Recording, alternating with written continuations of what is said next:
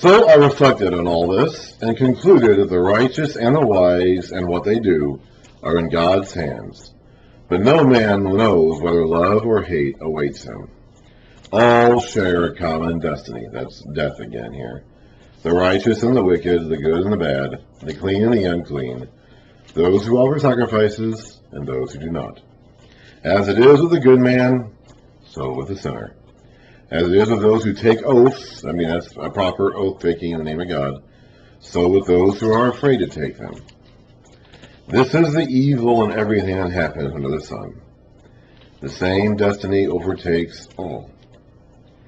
The hearts of men, moreover, are full of evil, and there is madness in their hearts while they live, and afterward they join the dead. Anyone who is among the living has hope. Even a live dog is better off than a dead lion. Dogs were unclean, dirty animals in their day. They didn't think of dogs the way that we think of dogs. Calling someone a dog would mean you were the lowest of the low. And a lion was a proud, majestic creature. You'd rather be a live dog than a dead lion.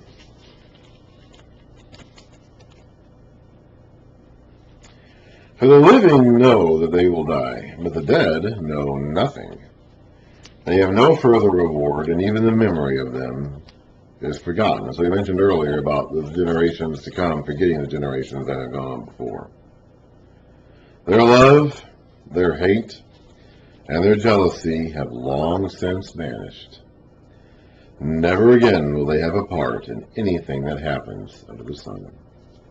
That goes back to the whole meaningless, futile, the futility of it all.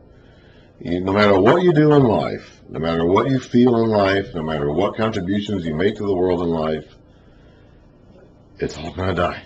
You're going to die, and that's all going to mean nothing. It's not meaningless. Okay, we've read in the Bible, there is going to be an afterlife, there is going to be a resurrection, there is going to be a world to come. And what we do in this life, we're investing into that world to come. It's like we're not going to be able to take our material possessions with us when we die, but we are sending our spiritual investments on ahead as we live life in this body and live life according to God's principles or not. Whatever we're doing in this life, we are investing in the life that is to come. Solomon is he's not thinking about that. He may not even know about that. God may not have revealed that to Solomon yet. He's just thinking that at the end of our lives on earth, whatever we do on earth, whatever material goods we've gained, whatever acts of righteousness or wicked we performed, we're going to die. It's not going to keep us from dying. We're going to die. We're going to join the dead. And when we're dead, we can't do any of that stuff. We can't love. We can't hate. We can't gain material wealth. We can't. David's going to say, we can't praise God when we're dead. It's all going to end when we die. And at that point, it's over. Who knows what happens? Go. So in the light of that, in the light of your inevitable death someday, go. Eat your food with gladness, and drink your wine with a joyful heart. For it is now that God favors what you do. When you're dead, it's too late. When you're dead, it doesn't matter any longer. The opportunity is now while you're alive. Always be clothed in white, and always anoint your head with oil. That refers to being dressed up for a fancy occasion. Hello? No, I couldn't. No. Nope, I could not. Or at Walmart either, for that matter. Well, yes, they may be. They may still be in the ocean. Actually, I'm going to have to because I ran out, so I'll do that in the morning tomorrow. I just won't have everything. Yeah, but I'll have to make the other stuff then. Yeah. I don't need to. That's microwavable. I don't need to. Yeah. No. Yeah. Well, I'm out of my meat patties. I want to make more of those. Yeah.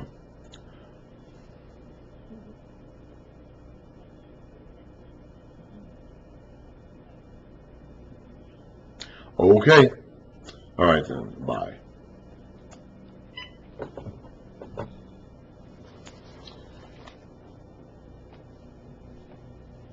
Ugh. Always be clothed in white, and always anoint your head with oil. That refers to being dressed up and ready for a party or an extravagant occasion. Enjoy life with your wife, whom you love, all the days of this meaningless life that God has given you under the sun. All your meaningless days. For this is your lot in life. He's mentioned this before several times too. And in your toilsome labor under the sun. Whatever your hand finds to do, do it with all your might. For in the grave, or Sheol, where you are going, one way or another, you're going to go to the grave. There is neither working, nor planning, nor knowledge, nor wisdom. You can't have sex when you're dead. So have sex with your wife now. Enjoy your wife now, because you're not going to be able to enjoy her when you're dead. Eat and drink and dress up. Live life to the fullest now while you can, because you're going to die someday, no matter what, and you're not going to be able to do it then. I have seen something else under the sun. The race is not to the swift, nor the battle to the strong, nor does food come to the wise, or wealth to the brilliant, or favor to the learned. But time and chance happen to them all. Some people just end up in the right place at the right time. We have a lot of people today. We have a lot of hypocrisy in our culture today. We have a lot of people in a lot of affluent areas today who say that they're all big for redistributing wealth or zoning, changing the zoning laws to allow for people to move into other areas or whatever. But they don't actually do that. And these people themselves largely didn't acquire their own houses, their own livelihoods. They inherited them. We have large sections of our wealthy neighborhoods today, our elite neighborhoods today, where the people were born into wealth and inherited it. They are there because their parents moved there, or their grandparents moved there, or their great-grandparents moved there, but they themselves didn't get anything. They just happened to be lucky in being born in a position where they have all this nice stuff. They're not the fastest, they're not the smartest, they're not the strongest. They just happen to be born in the right position, the right place at the right time. We have a lot of that today. So time and chance happens to them all. Moreover, no man knows when his hour will come. All fish are caught in a cruel net. The fish doesn't know when he's going to get caught in a net. Or birds are taken in a snare. The birds don't know when they're going to get taken in a snare. So men are trapped by evil times that fall unexpectedly upon them. I also saw under the sun this example of wisdom that greatly impressed me. There was once a small city with only a few people in it, and a powerful king came against it, surrounded it, and built huge siege works against it. Now there lived in, that sounds like what Russia is doing to Ukraine right now, huh? Let's hope Ukraine has someone like the guy he's going to describe here in a moment, huh? Now there lived in that city a man poor but wise, and he saved the city by his wisdom. But nobody remembered that poor man. So I said, wisdom is better than strength, but the poor man's wisdom is despised, and his words are no longer heeded. The quiet words of the wise are more to be heeded than the shouts of a ruler of fools. So all the boisterous bluffing that a man like Donald Trump might do, the quiet wisdom, the quiet words of the wise man are more impressive than all the words of a Donald Trump type figure. Wisdom is better than weapons of war. The one sinner destroys much good. So you can have the wisest plan out there, but if one guy messes it up, it could all go for naught. As dead flies give perfume a bad smell, so a little folly outweighs wisdom and honor. So you could have the nicest smelling perfume that's ever been made. A few dead flies will ruin that smell. That's why you can have the most wisdom, the wisest and most honorable plan out there. A little folly can ruin that, though. The heart of the wise inclines to the right, but the heart of the fool to the left. Even as he walks along the road, the fool lacks sense. and shows everyone how stupid he is. If a ruler's anger rises against you, do not leave your post. Calmness can lay great errors to rest. You might be able to talk him out of it, hopefully. There is an evil I have seen under the sun, the sort of error that arises from a ruler. Fools are put in many high positions, while the rich, the smart people, occupy the low ones. So the people who are incompetent get put in the positions that they're totally unqualified for, while the competent people are stuck cleaning the hallways. We see that a lot in today's world today, don't we? I have seen slaves on horseback while princes go on foot like slaves. So people who should be in charge are not in charge, and people who shouldn't be in charge are in charge.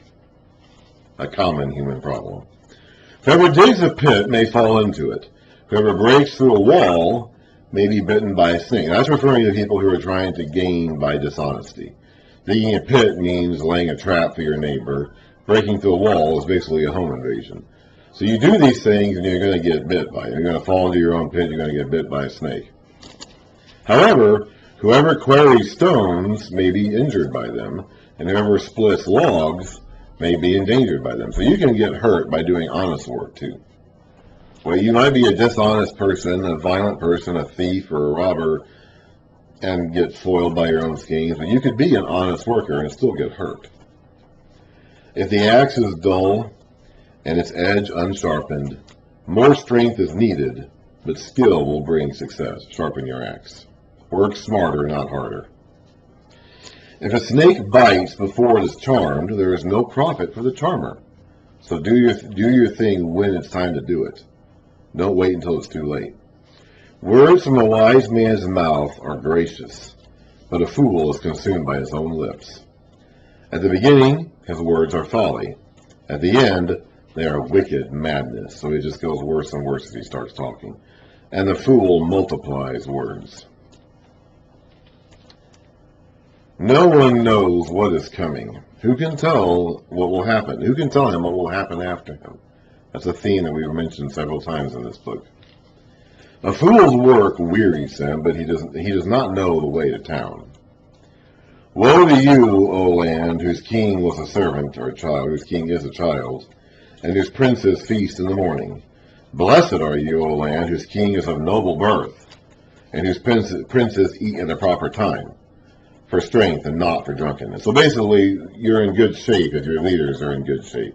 If you've got competent, skillful, experienced, solutions-oriented leaders, you're in a better position than if you're like America today, where we don't have solutions-oriented leaders, and all we want to do is complain and shout all the time.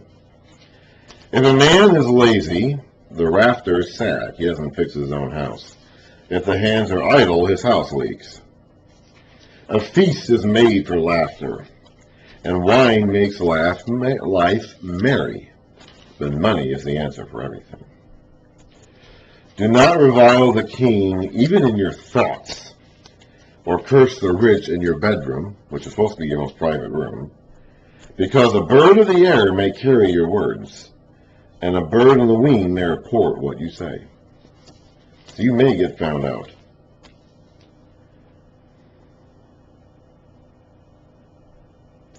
You may get found out, even if you think you're speaking in privacy.